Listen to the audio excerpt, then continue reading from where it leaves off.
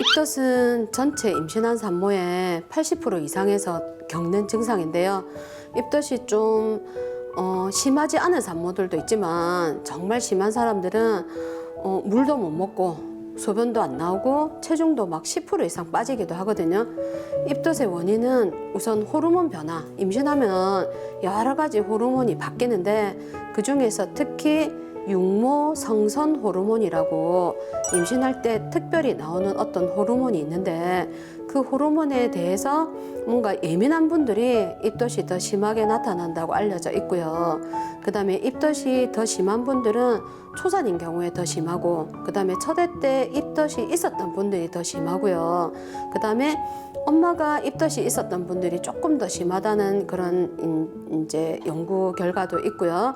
그 다음에 평소에 위가 안 좋았던 분들이 좀 더 심하고요. 그 다음에 뭔가 이렇게 걱정이 많은 분들이 좀 더 심하더라고요. 그러니까 안 닥친 일에 대해서 미리 걱정하거나 미리 준비하는 분들이 그냥 마음이 편안한 분들보다 입덧이 더 심한 것 같아요. 보통 입덧이 첫 3개월에 제일 심하거든요. 그런데 그 첫 3개월이 임산부들에게 굉장히 힘든 시기이기도 하고 조심해야 될 시기도 하는데, 임신 첫 3개월 동안 아기의 모든 장기에 기본적인 게 준비가 되고 세팅이 된다고 보시면 되는데, 우리 인간이기 때문에 제일 중요한 장기가 뇌고요.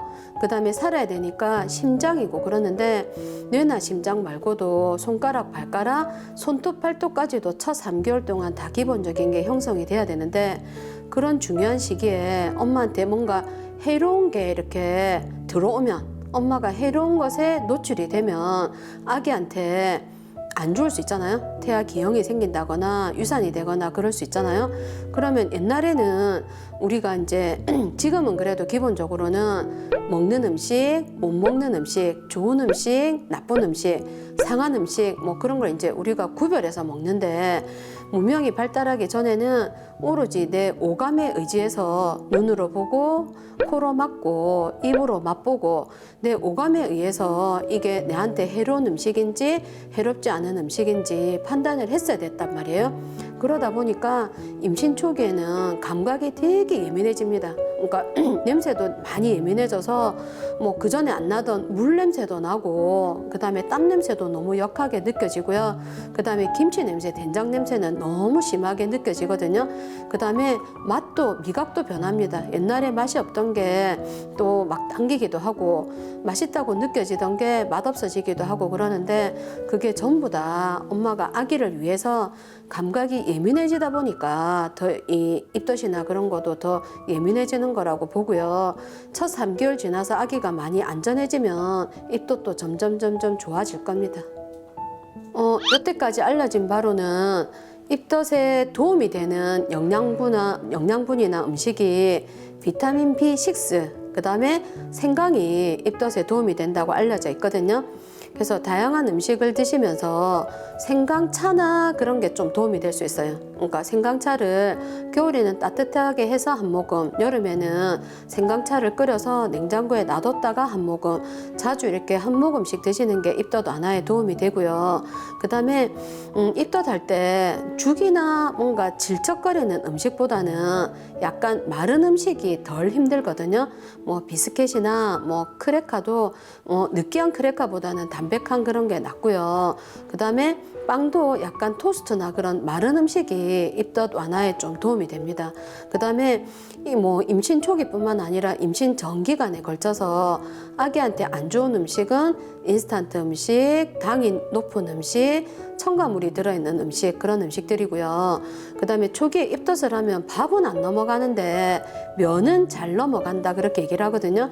왜냐하면 면은 많이 안 씹어도 되고 그냥 삼켜도 되니까 면이 잘 넘어가도 된다 그러는데, 초기에는 저는 뭐든지 먹고 살아남으라고 말씀을 드리거든요.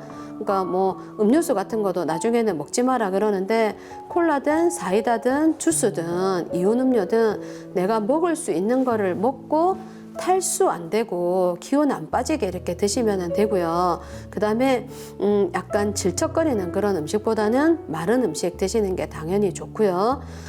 인스턴트나 그런 거는 될 수 있으면 피하는데 그거라도 드실 수 있으면 드시고 살아남는 게 중요합니다. 왜냐하면 초기 힘든 시기 지나면은 좀 좋아질 거니까요. 그 다음에 요새는 입덧 완화제, 입덧 치료약이 FDA 승인 받은 게 우리나라에 들어와 있는데 드셔도 됩니다. 그런데 제가 산모들한테 그 입덧약을 처방을 하다 보니 그 약이 아기한테 해롭고 그런 거는 아닌데요.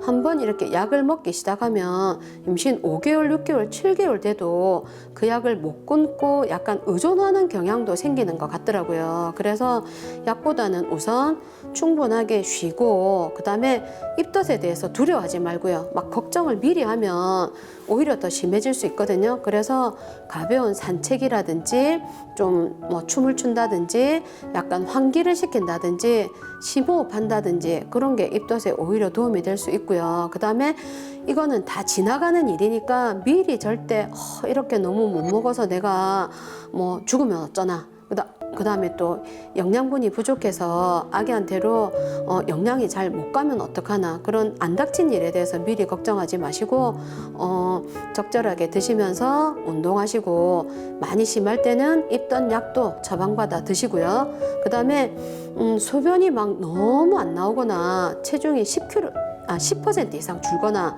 그 다음에 너무 기운 없어서 일상생활을 할 수 없을 때는 수액을 맞거나 입원 치료를 해서 하기도 합니다.